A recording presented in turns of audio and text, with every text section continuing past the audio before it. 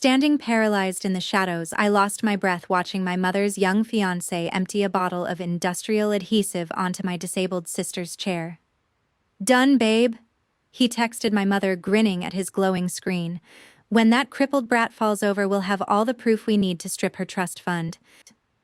10 paces away, 300 guests were applauding the benevolent billionaire, while in this corner, my fingernails dug into my palms until they bled, and the gunnery sergeant beside me angrily crushed his radio. I gripped his shoulder to stop him, whispering coldly, "Don't ruin their effort." Without a sound, my eyes shifted from that ruthless puddle of glue to the groom's plush armchair, where I decided to build a permanent graveyard for his dignity in a matter of minutes. Before I tell you what happened next, take a moment to like this video and let me know in the comments where you're watching from and what time it is. The acrid, stinging vapor of the industrial adhesive burned my nostrils, but it wasn't the wedding hall I saw anymore. I was 16 years old again, standing barefoot in the marble foyer of our childhood estate, choking on the exact same chemical fumes. My mother's toxic acetone nail polish remover and heavy aerosol hairspray saturated the air as she aggressively scrubbed chipped lacquer off her nails, preparing for another high society charity gala. In the next room, Emily, just 6 years old and freshly strapped into heavy leg braces after her accident, cried softly from the pain pressing into her shins. I had begged my mom to cancel to stay home for just one night. She didn't even lift her eyes from the gold leaf vanity mirror. "Shut that brat up, Barbara," she snapped, aggressively tossing an acetone-soaked cotton pad directly at my chest. The cold chemical sting spread across my collarbone, seeping into the thin fabric of my pajamas. "If she isn't smiling for the cameras tomorrow, neither of you are getting a dime for college." My jaw tightened so hard my teeth ached. My skin crawled from the fumes. Even at 16, I understood the transaction perfectly. We weren't her children. We were accessories. If we couldn't be positioned in front of a camera to amplify her philanthropic brand, we were a burden to be locked in a room and forgotten. That night laid the blueprint for the next 20 years. Growing up dirt poor in a rusty trailer park had branded my mother with a terrifying insecurity she never managed to outrun. The moment she married into old money, she became obsessed with one singular goal: never being poor again. That obsession devoured whatever maternal instinct she might have once possessed, turning her into a predator who fed on the obedience of her own daughters. I spent my entire youth trying to earn her approval. Flawless GPA. Every extracurricular that photographed well on a society page.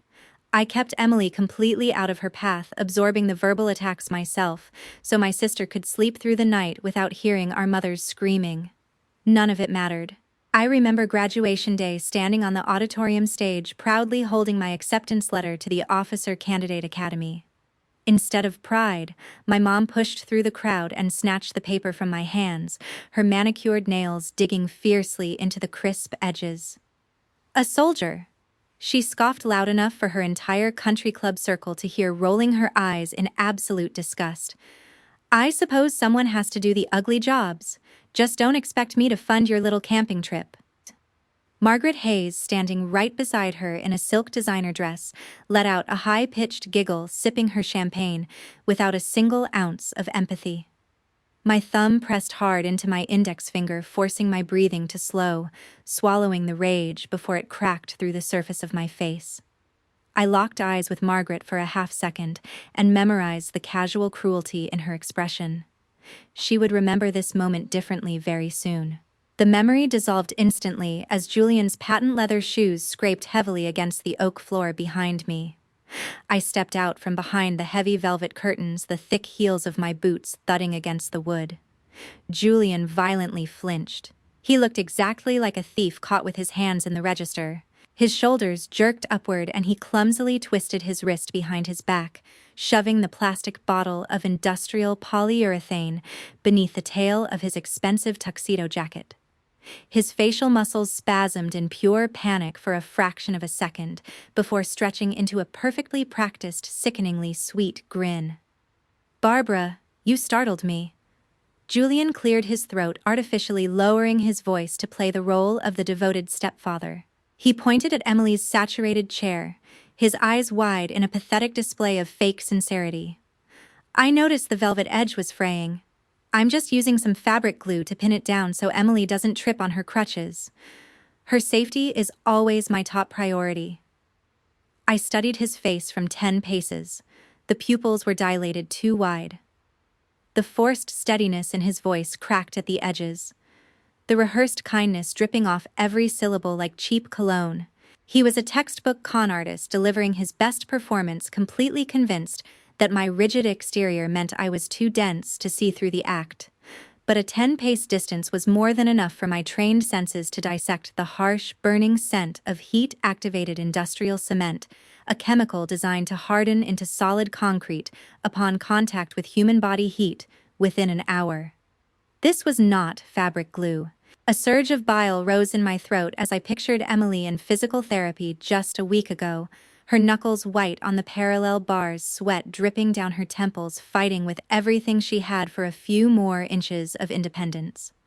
This parasite was plotting to permanently humiliate her in front of 300 people and steal her entire financial future.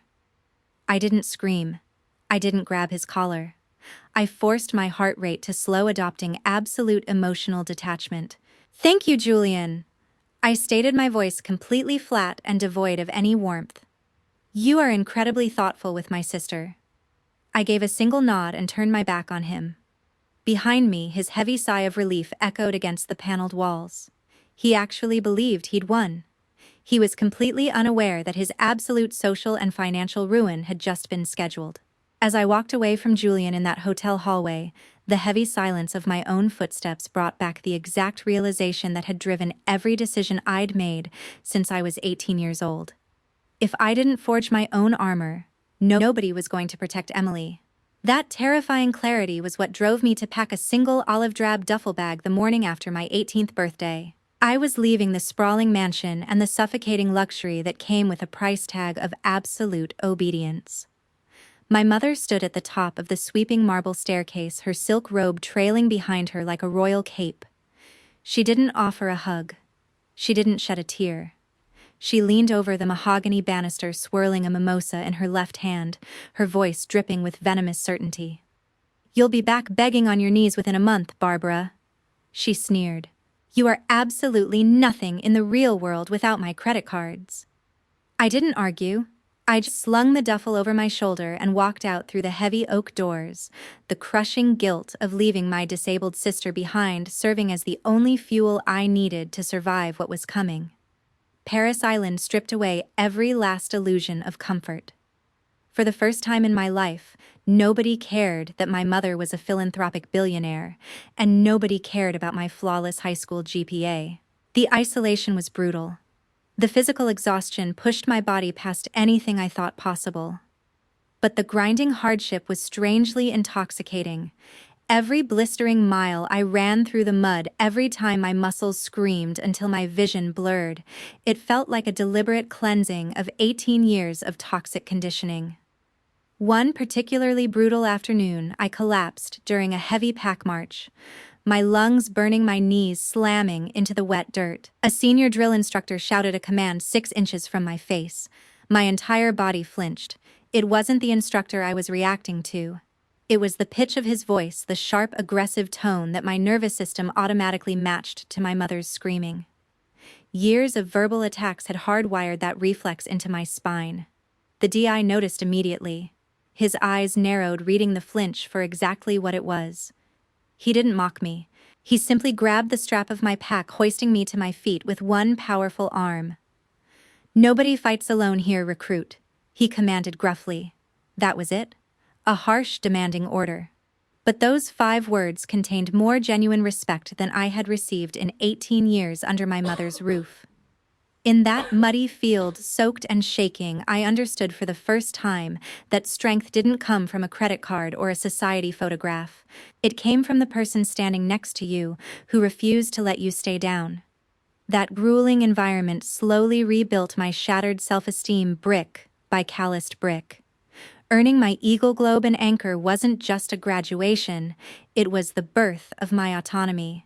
When my first independent paycheck hit my modest bank account, the feeling of absolute freedom was indescribable. I was finally immune to my mother's financial leverage, the only tool she truly knew how to wield. Her desperate need for control stemmed entirely from that impoverished childhood.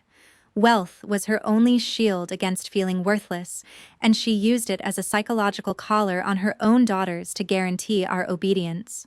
Weeks later, she managed to track down my phone number at the base. "I need you back for the autumn gala," she demanded, her voice tight with the panic of someone who realized she could no longer purchase compliance. "The press is asking why my eldest daughter is playing in the mud instead of supporting my charity." She wasn't calling because she missed me. She was calling because my independence threatened the flawless charitable illusion she projected to her high society enablers. The prop had walked off the stage, and the audience was starting to notice the cracks. "I don't work for you anymore," I replied, my voice as cold and flat as a steel plate. Before she could unleash another wave of narcissistic rage, I severed the connection. The dial tone echoed in the cramped, humid quarters. I looked down at the perfectly pressed uniform laid out on my bunk, running my thumb over the stiff, sharp creases of the fabric. The military hadn't just given me an escape. It had given me a strategic mindset. I had learned how to observe, how to gather intelligence, and how to apply pressure precisely where an opponent was most vulnerable. I knew that simply cutting ties wasn't enough. Not as long as Emily was still trapped in that gilded cage, being exploited to feed our mother's insatiable vanity. I carefully folded a photograph of Emily into the breast pocket of my uniform.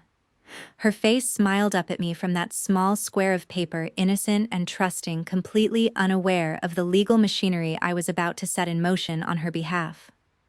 I made a silent, unbreakable vow, pressing the fabric flat against my chest.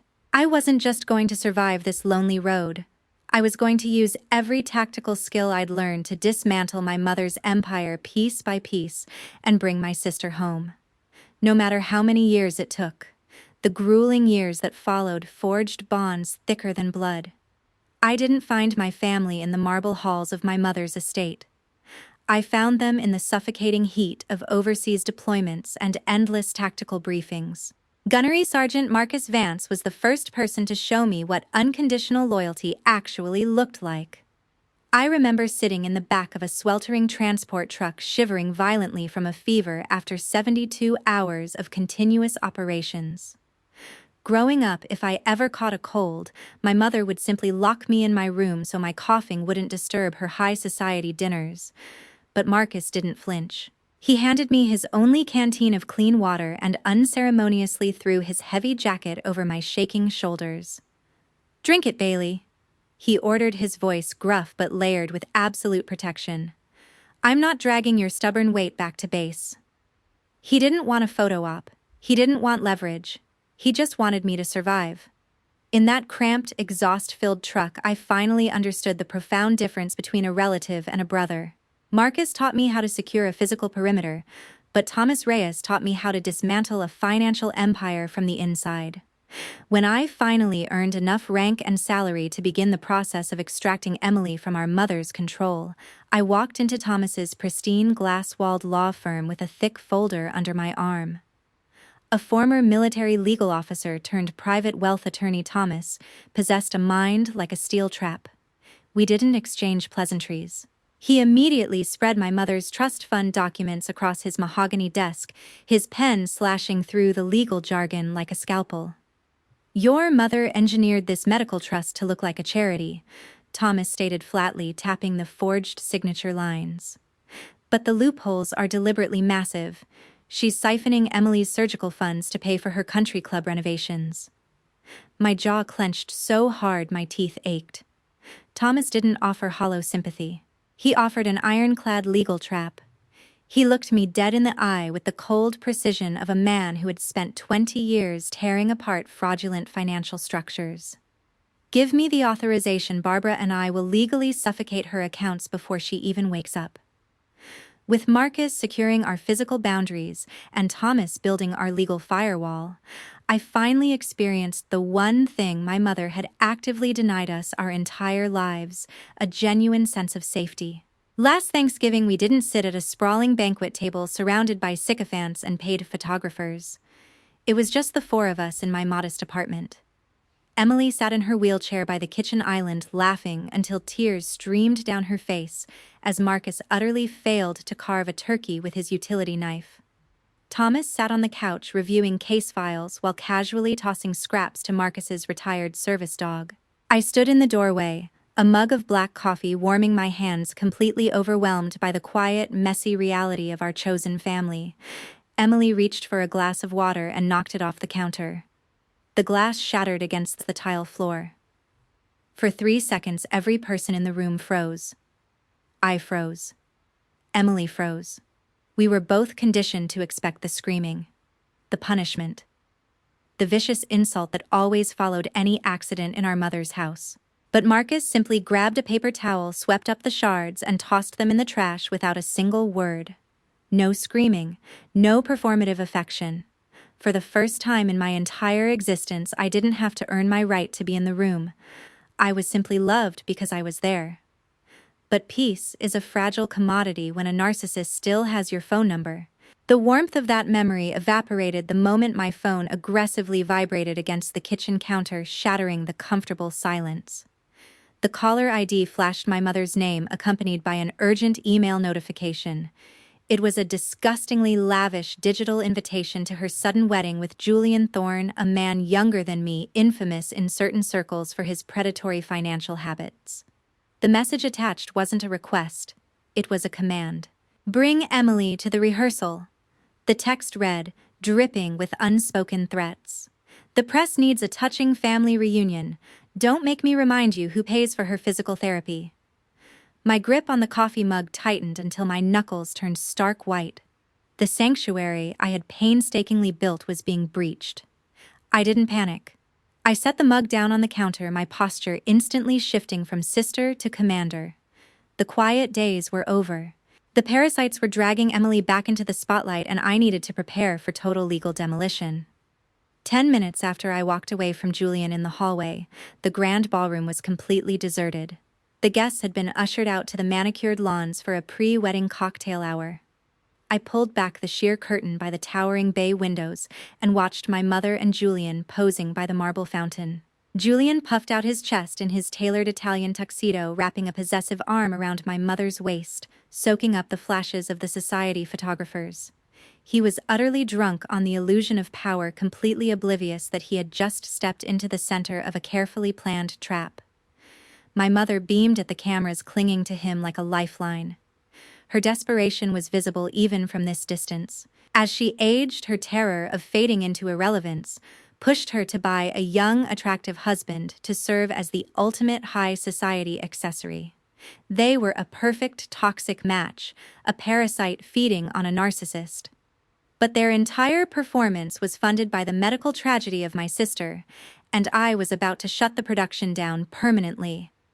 I let the curtain drop and turned my attention back to the empty hall.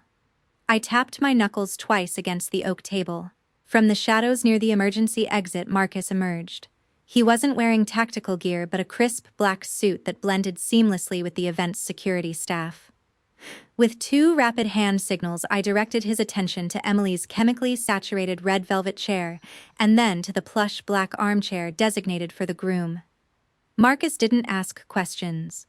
He fluidly produced a multi-tool from his belt and went to work with terrifying silence. Within seconds, his calloused hands removed the 4 heavy screws securing the poisoned cushion. The industrial polyurethane was already beginning to congeal, radiating a faint, sickening heat. Carefully avoiding contact, we lifted the toxic red cushion and fastened it permanently onto Julian's oversized armchair. Marcus immediately replaced Emily's chair with a dry, clean cushion from the storage room, erasing any trace of our interference. The snare was set. While Marcus secured the perimeter, I dropped to one knee and slid beneath the sprawling VIP banquet table. The cold scent of floor wax filled my lungs as I crawled through the darkness beneath the white silk tablecloths. I pulled a micro-directional audio recorder from inside my jacket, peeled the adhesive backing, and jammed the device securely into a hidden crevice directly beneath my mother's designated seat. I swiped a layer of dust from the heel of my boot and smeared it across the recorder's black casing, perfectly camouflaging it against the dark mahogany wood. This device would capture every whispered confession she made during dinner, serving as undeniable evidence of her psychological abuse. A pair of nervous heels clicked past the table. Through the gap in the tablecloth, I saw Chloe, the event assistant, adjusting a centerpiece with trembling hands. She paused. Her heels stopped directly beside my position. I held my breath, pressing flat against the cold floor, my pulse hammering against the polished wood. 2 seconds. 3. Chloe smoothed the tablecloth edge, her fingertips brushing inches from the hidden recorder. She knew exactly how toxic this family was. I had seen her wince every time my mother raised her voice at a staff member. But like every coward on my mother's payroll, she chose complicit silence to protect her paycheck. Her heels clicked away, and I exhaled slowly through my nose. I slid out from under the table, brushed a speck of dust off my rigid trousers, my expression completely neutral. The physical traps were laid. The wedding would proceed exactly as they had arrogantly planned, but the person destined to be publicly humiliated on that chair was no longer my disabled sister. It was the gold-digging groom currently laughing by the fountain. But a chemical trap wasn't enough to permanently sever their control over Emily's life. I needed the ultimate legal checkmate. I needed undeniable proof of their financial treason to hand directly to Thomas Reyes. I glanced at my watch. Julian was too arrogant to carry his personal devices during a photo shoot. My eyes drifted toward the heavy gold-plated doors of the groom's private dressing room down the hall. The evidence I needed to trigger a catastrophic legal avalanche was sitting right behind that door, completely unguarded. I adjusted my cuffs, took a slow, tactical breath, and walked directly toward it. I pushed open the heavy mahogany door. The air inside was suffocating, thick with the overpowering stench of expensive designer cologne and aerosol hairspray, a desperate artificial scent designed to mask profound insecurity. The smell instantly merged with a memory I had buried for years: my father's funeral. That rainy afternoon, my mother had drenched herself in the exact same overwhelming perfumes, sobbing theatrically for the society reporters while aggressively refusing to hold my grieving hand. She hadn't shed a single real tear. She was performing widowhood for the cameras while the casket was still being lowered into the ground. Now Julian was using the same olfactory armor to masquerade as a billionaire. There, resting carelessly on a green velvet stool in the center of the room, was his iPad Pro. He was so incredibly arrogant, so convinced of his untouchable status in this elite territory, that he didn't even bother to take his device to the photo shoot. I picked it up and swiped the screen. A 6-digit passcode prompt appeared. Without hesitating for a single second, I typed in my mother's birth date. The screen unlocked with a soft click. Even his deepest digital security relied entirely on the woman funding his existence. I bypassed his useless apps and opened his messages. My eyes locked onto a pinned conversation titled, "My Queen." My stomach violently contracted as the glowing pixels laid out their entire conspiracy in undeniable black and white. The text from my mother, sent just 15 minutes ago, dripped with calculated venom. "Did you apply the glue? Make sure it doesn't peel off. When that crippled brat falls over, signal the photographer to record the whole thing. We need that video as biological proof of her loss of behavioral capacity." Julian's immediate reply sat just below it, radiating cowardly obedience. "Done, babe. Dr. Pendleton just texted to confirm. He has the medical records ready, certifying she has a severe neurological disorder from the accident. Monday morning, we file for conservatorship. When the court approves that rigid, Barbara's power of attorney will instantly become scrap paper." I stopped breathing. The words blurred momentarily as a wave of absolute freezing rage washed over my entire body.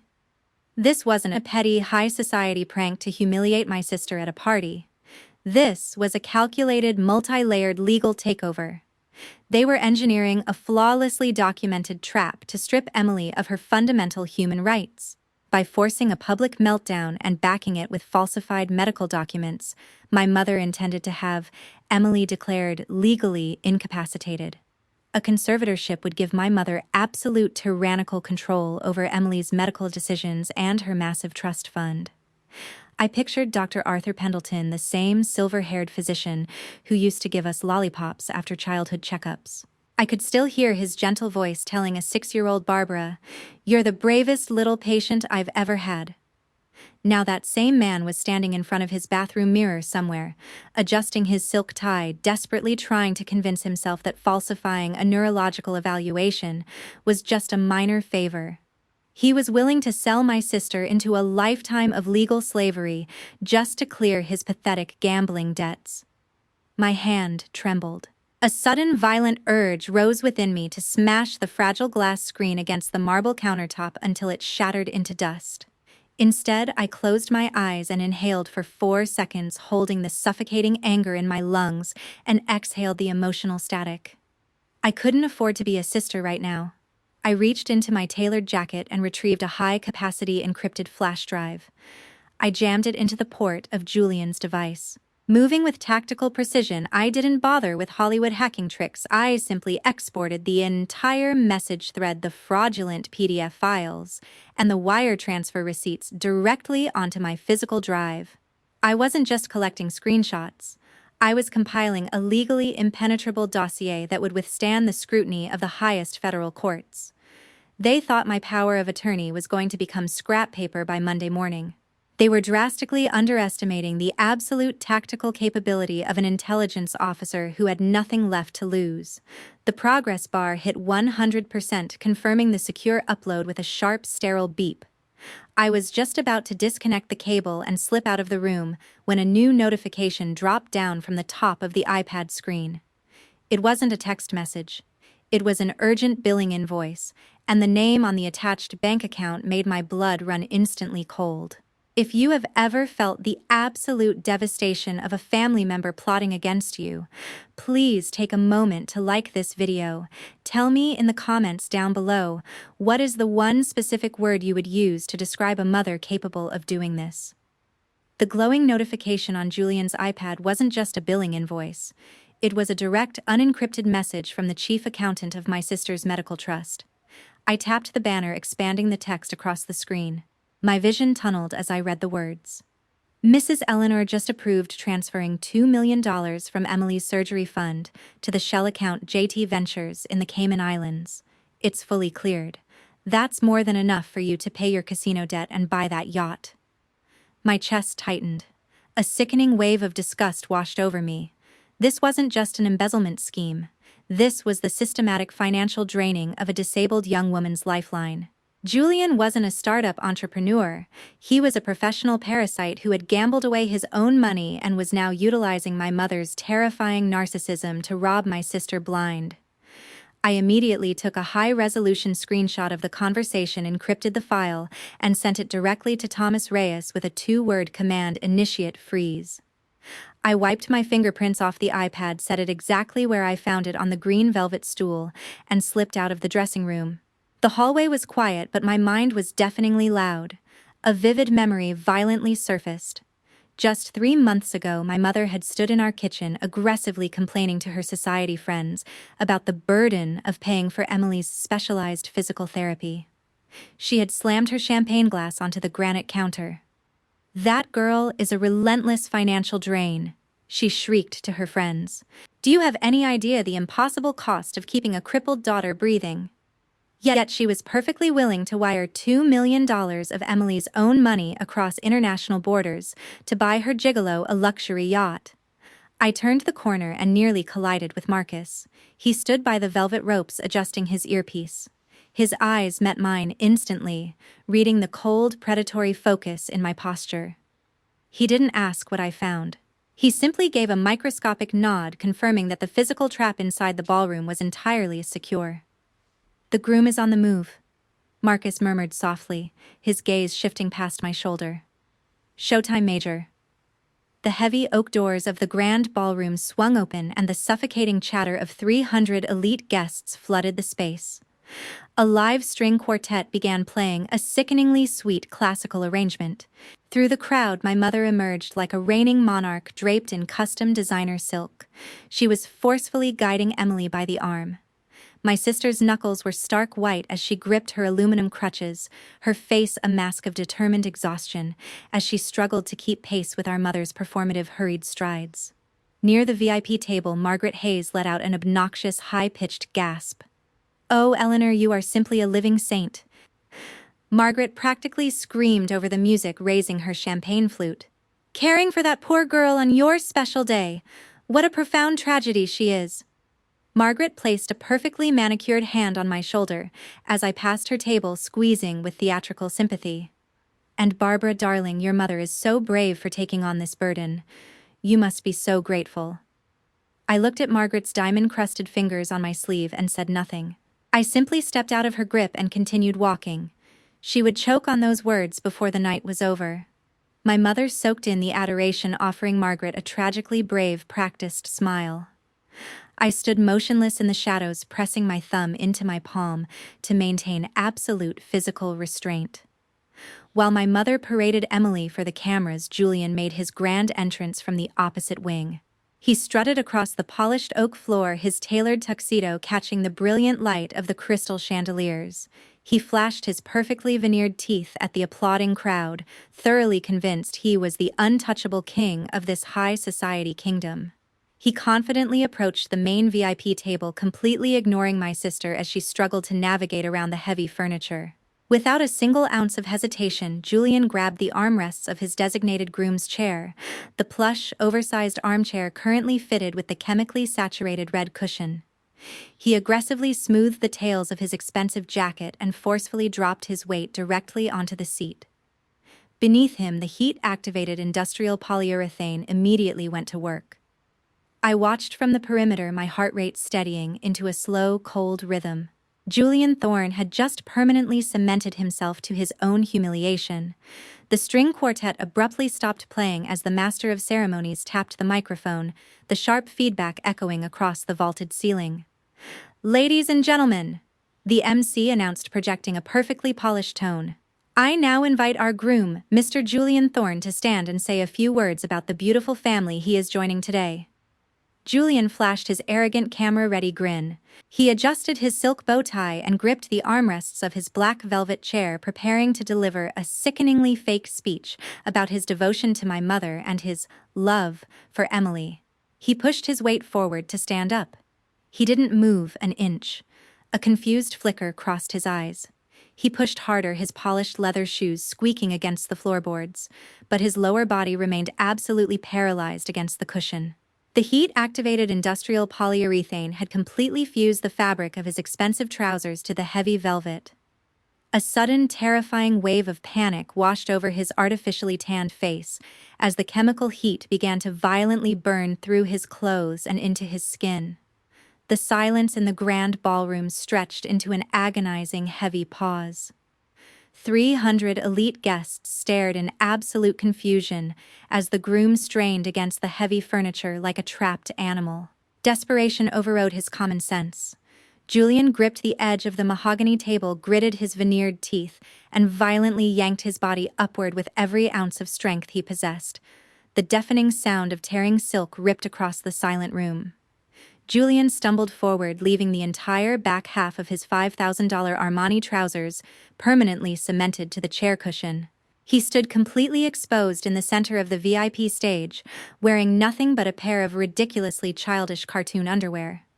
For 3 agonizing seconds, the high society crowd was completely paralyzed by the sheer absurdity of the scene. Then the dam broke. A tidal wave of ruthless, uncontainable laughter erupted from every table. Society reporters originally hired by my mother to document Emily's engineered humiliation immediately raised their cameras, their flashbulbs firing relentlessly. My mother's face turned a violent, blotchy shade of crimson. Her carefully crafted philanthropic image was disintegrating in real time, and her reaction was entirely devoid of any spousal concern. She didn't offer him a jacket. She didn't rush to his side. She simply saw him as a defective prop that was actively sabotaging her flawless narrative. "Julian, stand up immediately!" My mother shrieked, her voice cracking hysterically over the deafening laughter of the crowd. "What kind of sick, pathetic joke are you playing? You're ruining my wedding!" Julian frantically grabbed a white silk napkin from the table, desperately trying to cover his exposed skin, as tears of pure humiliation streamed down his face. "I can't. Julian sobbed loudly, his voice breaking into a pathetic, high-pitched whine. Someone poured industrial glue on this chair. It's burning my skin. Standing near the ice sculpture, Margaret Hayes covered her mouth, practically suffocating on her own laughter as she shamelessly recorded the entire spectacle on her gold-plated smartphone.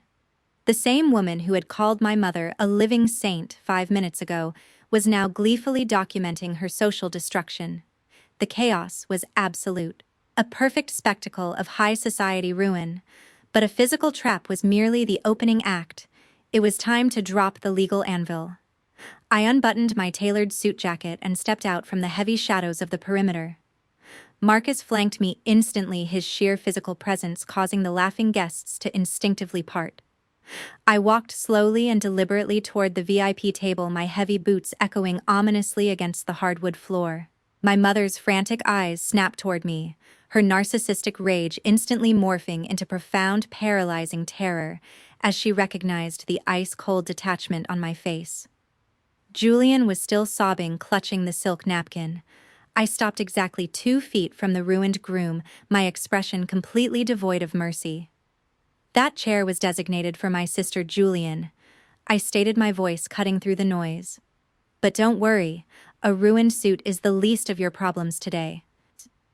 My mother's face contorted into a mask of pure, frantic outrage. Security! She shrieked frantically, gesturing toward Marcus with a trembling finger. Throw this ungrateful brat out of my wedding immediately. Marcus simply crossed his massive arms over his chest, his silence louder than any argument. I raised my right hand and snapped my fingers once. The heavy mahogany doors at the back of the ballroom swung open, and Thomas Reyes strode down the center aisle. He moved with the calculated, terrifying precision of a federal prosecutor closing a case carrying a thick leather briefcase. The remaining whispers in the crowd instantly died as he stopped beside me. Without breaking eye contact with my mother, Thomas unlatched the briefcase and aggressively slapped a thick stack of court-stamped documents directly onto the wet cocktail table. Eleanor Bailey. Thomas announced, his voice carrying the chilling authority of a judge. You are hereby served with an emergency injunction stripping you of your status as primary trustee and halting all financial transfers from the Emily Bailey Medical Trust. This is absurd. My mother spat, her voice trembling as she backed away from the documents as if they were radioactive. I am the trustee. You have absolutely no grounds for this. I didn't argue. I simply pulled a sleek remote from my pocket and pressed the primary button. The massive LED screen behind the wedding stage, originally set to display a slideshow of their fake romance, instantly flared to life. Gasps echoed across the ballroom as 50-foot-tall screenshots of Julian's iPad illuminated the space. The crowd read the horrifying texts plotting Emily's conservatorship in massive, undeniable letters, followed immediately by the $2 million offshore embezzlement invoice. Fake. My mother screamed, her perfectly styled hair beginning to unravel as she desperately clawed at the air toward the screen. This is photoshopped. It's a lie. Margaret Hayes squinted at the giant display, adjusting her diamond glasses.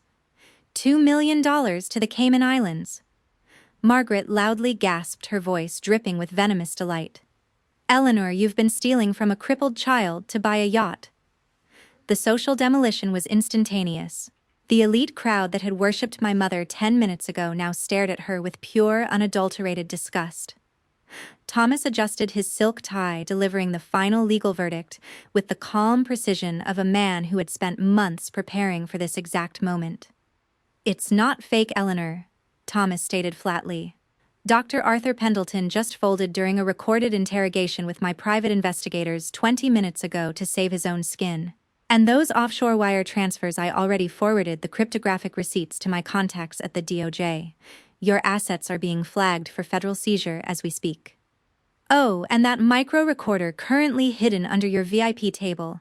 It just live-streamed every venomous threat you whispered to Emily during the cocktail hour directly to my server. My mother's knees buckled. The color drained from her face like water from a cracked vase. Her deepest, most terrifying childhood fear, the one she had been running from since that rusty trailer park, had just been dragged into the glaring light of 300 witnesses. She was entirely exposed, bankrupt, and utterly powerless. She collapsed heavily into a nearby folding chair, her manicured hands covering her face, as she let out a hollow, defeated gasp. She had spent 20 years treating my sister and me as disposable props to construct her flawless billionaire empire, and it had taken me exactly 20 minutes to legally dismantle it down to the studs. Julian, still permanently glued to the ruined groom's chair in his cartoon underwear, began hyperventilating. He looked frantically at his destroyed, bankrupt wife, finally realizing that the endless well of luxury he had married into was completely dry. There would be no yacht. There would be no high society status. There was only a federal investigation waiting for him. I ignored his pathetic sobbing and walked over to Emily.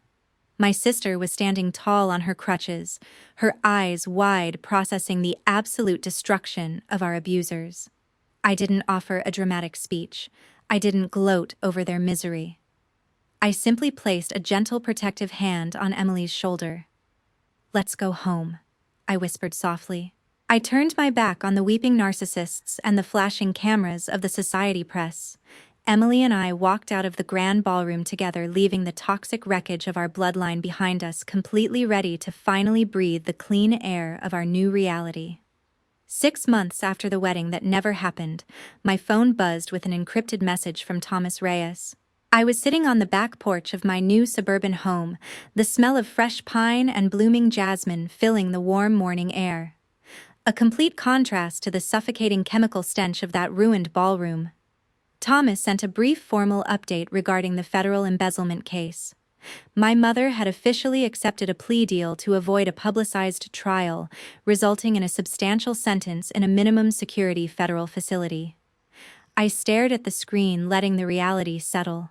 Growing up, she was completely obsessed with her appearance, demanding that her designer silk robes be pressed twice a day to maintain her flawless billionaire image. Now, her entire existence was reduced to a standardized schedule and stiff state-issued cotton uniforms. She had traded her daughter's freedom for a yacht, and the justice system had responded by locking her in a facility entirely devoid of the high society mirrors she so desperately craved. The woman who ran from poverty her entire life had just been sent right back to it, wearing someone else's clothes on someone else's schedule. Julian's fate was equally pathetic. Without my mother's stolen wealth to fund his luxurious lifestyle, his parasitic reality collapsed instantly.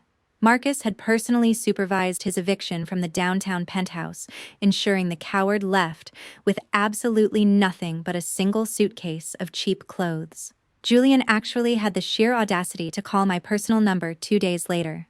"Barbara, please!" His voice trembled pathetically through the receiver. "Just wire me 5,000. I'm sleeping on the street, I have nothing." I didn't say a single word. I simply hung up and permanently blocked his number, carrying out a total communication blackout. He was a professional manipulator who had built his entire ego on exploiting vulnerable women, and now he was navigating the harsh reality of the concrete pavement without a single dime to his name. The trap he had so gleefully set for my sister had ultimately become his own permanent financial grave. I set my phone face down on the wooden patio table, officially closing the book on their existence. A few yards away, Emily was standing in the center of our lush green lawn. Marcus stood a few feet behind her, acting as a silent, protective spotter. We hadn't invited any society photographers. There were no elite guests demanding performative gratitude. There was just the quiet, messy, beautiful reality of our chosen family. Emily wiped a bead of sweat from her forehead, gripping her aluminum crutches with intense determination. Her recovery over the last 6 months had been grueling, but without the toxic psychological weight of our mother constantly treating her like a defective prop, Emily's spirit had completely transformed. She was no longer a victim. She was a fighter, rebuilding her body one painful step at a time, surrounded by people who measured her worth in courage, not camera angles. I leaned against the wooden railing, holding a steaming mug of black coffee in both hands. Marcus gave Emily a subtle, encouraging nod. Taking a deep, shaky breath, my sister slowly lifted her hands off the aluminum handles of her crutches. The metal supports clattered loudly onto the soft grass. Emily stood entirely on her own, her legs trembling slightly but holding firm. A brilliant, unfiltered smile broke across her face, a smile that wasn't staged for a magazine, but born from absolute hard-earned independence. My throat tightened. A rare wave of genuine warmth flooded my chest. The ultimate victory wasn't the legal demolition of our mother's empire or Julian's pathetic eviction from his penthouse. The real victory was watching my sister reclaim her own life on a patch of grass in our backyard, with nobody watching except the people who actually loved her. I took a slow sip of my coffee, savoring the bitter, rich taste. I didn't need to issue any more commands or lay any more traps. I simply stood there letting the morning sunlight warm my face, knowing my final mission was officially accomplished. True family is defined by absolute loyalty and fierce protection, not by blood. We also learn that narcissists will always view others as disposable props to maintain their illusions of power. But most importantly, the ultimate revenge isn't found in destroying your abusers. It's finding the courage to reclaim your own independence. Have you ever had to cut ties with a toxic family member to protect your peace? What was the final breaking point that gave you the strength to walk away? I would love to read your experiences, so please share your story in the comments below. Please like this video if you agree. I'm Bronte J. Thank you so much for watching, and I'll see you in the next story.